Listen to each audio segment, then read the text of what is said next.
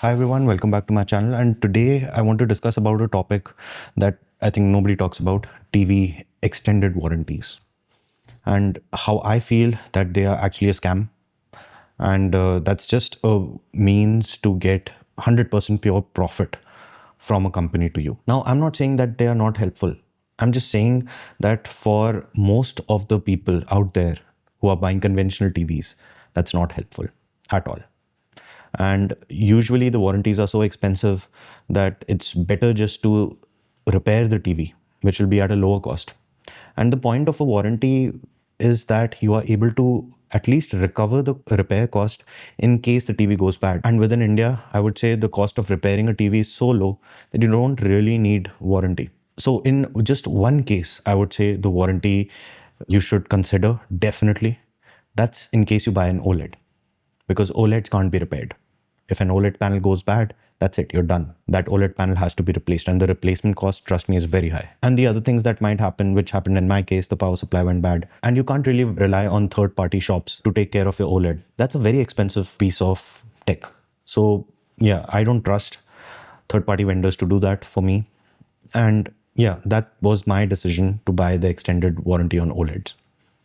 And the rest of the TVs, I would say, why is it a bad idea? This is my explanation. So the retailers often push warranties very hard during the time of purchase.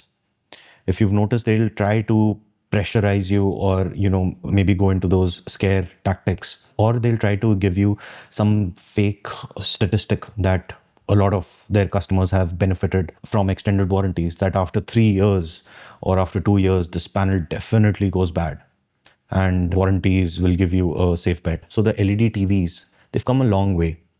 And for most of those cases, if you're not abusing your TV at 100% brightness all the time, the LEDs won't go bad. LEDs only go bad if they overheat, they're in constant heat all the time, or they're in very high moisture environment, or in some extreme condition. Only in those cases, I would say the LED TV goes bad. Something or the other conks off. But in most of the cases, I would say it doesn't. For example, in my case, I connected an HDMI cable from a TV set-top box, which was leaking current. And as soon as I connected into it, the motherboard fried. And that's kind of my fault and the set-top box's fault, but you can't predict these things. And the total cost of repairing was roughly about 5,000-6,000 rupees, whereas the extended warranty would have costed me 10,000-15,000.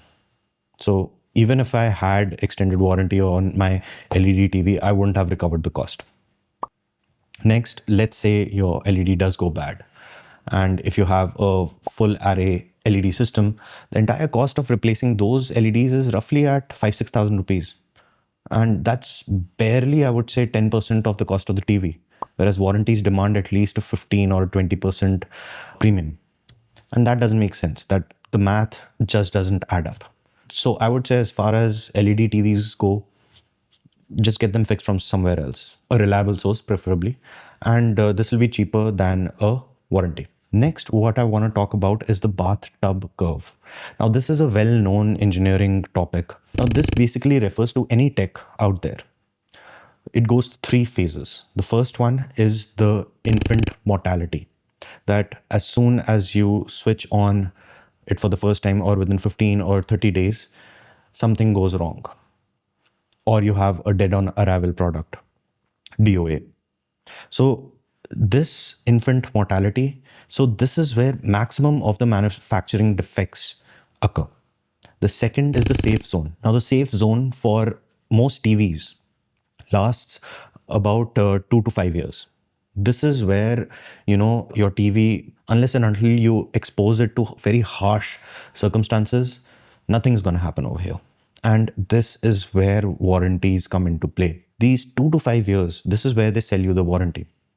Nobody's going to sell you beyond 5 years. And even if they do, the premium will be so high that it just wouldn't make sense to buy it. And yeah, things usually don't go bad over here. And in case you have an LED TV, it won't. In case of OLED, this might happen. So in case of OLED, I would say definitely consider getting a warranty, an extended warranty. But in case of LED TVs, it's a no-brainer. You don't need it. And then the next phase, the end of life, that's 7 year plus. So this is where malfunctions start to happen. The motherboard might be failing, the LCD itself might fail, or maybe the LED fails, or maybe the sound just doesn't give you any output. So all of these things, they happen after 7 years, way after the extended warranty ends. So let's talk about the exception, OLEDs. Now, OLEDs, as I've mentioned earlier, they are the exception to warranty. And in most of the cases, it's better to protect yourself since you're buying such an expensive TV that you have extended warranty. I mean, you don't want your OLED to fail right after, let's say, 3 years and not have extended warranty and just throw the TV out, because OLEDs can't be repaired. It's just replacement. That's it. Except for the power unit that can be replaced. But the panel itself, if it goes bad, you're done. And I would say, whatever warranty you're buying, be it third party or from the company itself, just make sure that you read the fine print. Do they cover burn-ins? Do they cover panel degradation? And if they do, at what levels can you ask for a replacement? So just read the fine print, make sure that you're not fooled by the warranty that you're buying. And if all of these things are covered, then I think it'll be worth investing your money in that so that you have peace of mind more than anything else. Now, whatever TV you have, be it an OLED or an LED TV, you do want to protect it. If not by warranty, then how? I would say the money where you should invest it in should be a UPS. A UPS, especially if you live in a place where there are constant electricity outages. This would probably fry up your TV more than anything else, and a UPS is definitely going to help over here. If you are in a place where there aren't any power losses, then I would say at least invest in a good spike guard, because that would give you protection for over voltages. And I think that's the least amount that you can spend to protect your TV. So if not a UPS, then definitely a spike guard. The next thing that you can do is clean your TV. And I've seen so many instances where somebody takes a TV off the wall for repair and there's just a huge amount of dust. And, you call them dust bunnies. So big dust bunnies all over the vents of the TV. And, then you wonder as to why this TV stopped working. It's because of the dust. There was the heat basically gets insulated. It doesn't go out and it degrades your TV. So clean your TV. That might actually prolong its life. So yeah, these are the things that can actually help you prolong the life of your TV rather than just extended warranties.